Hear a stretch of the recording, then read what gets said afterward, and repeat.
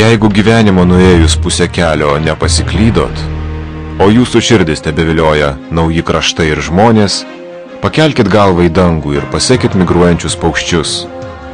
Jų vedini pasiektumėte kraštą, kur švelnios žiemos ir gaivios vasaros, kur ramūs vandenys ir saugūs užutekiai, kur jaukus miestai ir miesteliai.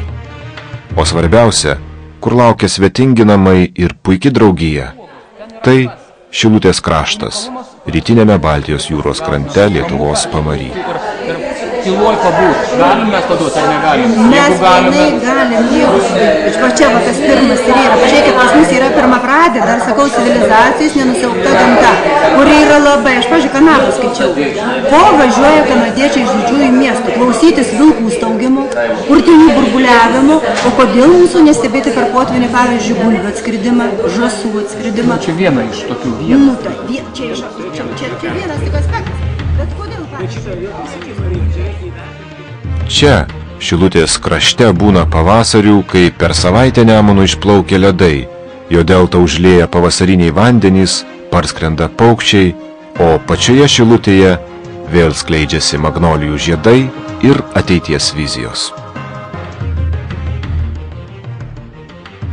Strateginis planas apims 10 metų laikotarpį. Vizija turėtų būti maždaug sudaryta 20 metų į priekį. Vizija turėtų pagal savo turinį platesnį, kažkiek platesnį.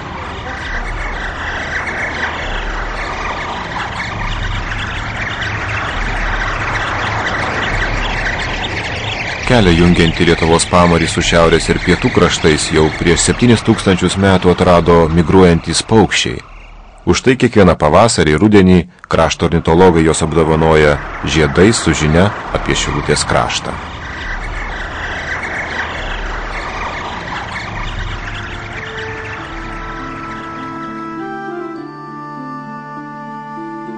Šilutės kelią sukūrė žmonės.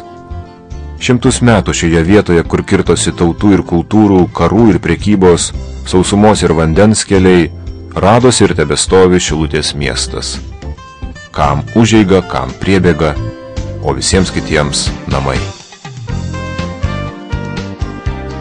Šioje didžiosios ir mažosios Lietuvos kultūrinių tradicijų samplaikoje slypi ir šiandieninės Šilutės krašto bendruomenės gyvybingumo paslaptis. Kaip brangiausias paveldas jį čia skleidžiasi bendruomenės kūrybiniam galiom, ateities planais ir vizijom. Televizorių galėsite žiūrėti, mūsų vaikai, anūkai ir visą kitą, jie turėtų tą, ką mes matom dabar, ir net kaip dar daugiau žinotų. Tai čia visur bus rezervatas. Ne, nu tai... Bet tai nėra blogai. Reikia dabar suderinti gamtosaugininkų interesus su... Nes dabar sakysim gerai. Nekalbame apie Švėkšną, nekalbame... Ne, tai mes dabar kalbame po šitą... Pagrindinę teritoriją. Ir turizmo industrija turėtų... Gamta Nemuno deltui suklostė ne tik stiprią ir gyvybingą, bet ir trapę ekologinę aplinką. Jos išsaugojimas ir puoselėjimas krašto strateginio vystymo plano alfa ir omega. Čia Nemuno žemupio vandens baseino valdymo centras, deltos regioninis parkas, o ateityje etaloninė agroaplinkosauginio ūkininkavimo erdvė. Dar tik noriu pasakyti, kas yra mūsų mintis, kas mūsų kryptis ir mes krypties negalim keisti, nes mes esame prie to krašto pritaikyti, mums neįmanoma. Nieko kas pas mūsų, kai sako, lankos yra tapininkystė, galvininkystė, daugiau vis į grūdinį perėti mes negalim. Tai mes rašom su išvystyta kooperacija. Sakoma, kad užliejamose Nemuno deltos pievose natūraliai auga 99 rūšių žolės. Tad pieno skoniu ir maistingumu šilutiškiam margėm nėra lygių ne tik Lietuvoje, bet ir visoje Europoje kultivuojančioje monokultūrinės ganyklas. Ir tai yra ne vienintelis malonumas, kurį šiandien Minijos ir Nemuno vingiuose šilutiškiai siūlo tėvynainiams, o ryt ir kaimininių šalių poilsiautojams. Strateginis uždavinys šiandienos malonumus paversti turistinę industriją, įžiebiant pastebimą žvaigždę Europos turistinėme žemėlapyje. Tačiau tokią žvaigždę kurios trauka ir šviesa pirmiausia būtų saugi aplinkai ir žmogui, o tik paskui pravarti verslui.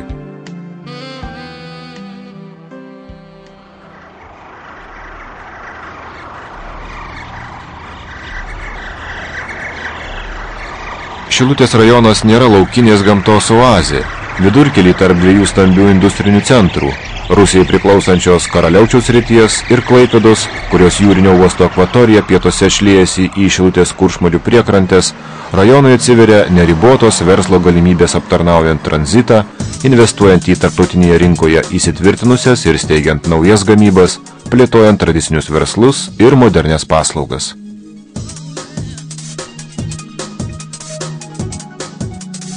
Pramonės, žemės ūkio ir rekreacijos subalansuotumas. Mes, kaip pasakom, Pamario kraštas, mums iš karto aišku, Šilutė. Potvynis yra iš karto aišku. Didžioji sala Lietuvos, aišku, bus ne mūsų kraštas. Bendruomenė pilietiškumo mokykla vis tiek šitą variantą siūlo. Jeigu mes iš čia suvažiavusius žmonės sumonė bendruomenę, tai čia bendruomenė. Jei išsaugysim pilietį tokį, koks reikalingas ir Lietuvai, ir mūsų bendruomenė. Ir tas žmogus tada mūsų pilietis mūsų krašte, kartu mūsų krašto pilietis nesvarus važiavo iš Dzūkijos, iš Aukštaitijos. Bet mes neužsiskleidžia provinciališkai, tai kad tik išsaugotas paveldas, o daugiau nieko įsiliejimas į tą bendrą Europos Sąjungos su kultūra su viskuom.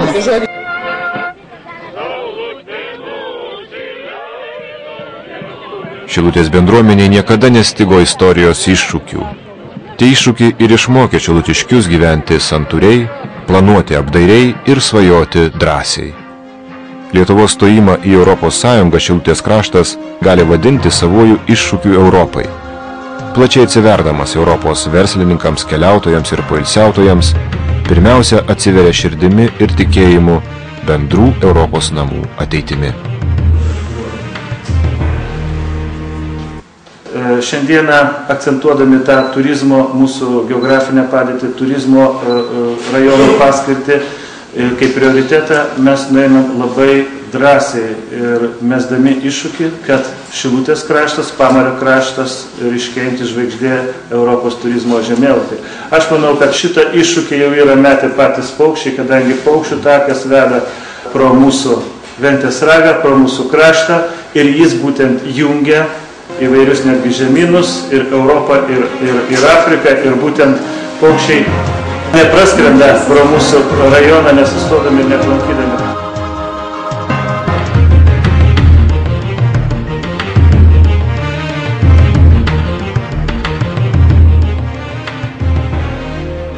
Iš pietų ar šiaurės, rytų ar vakarų, sausumą, orų ar vandeniu esate pakeliui į Šilutę, esate teisingame kelyje.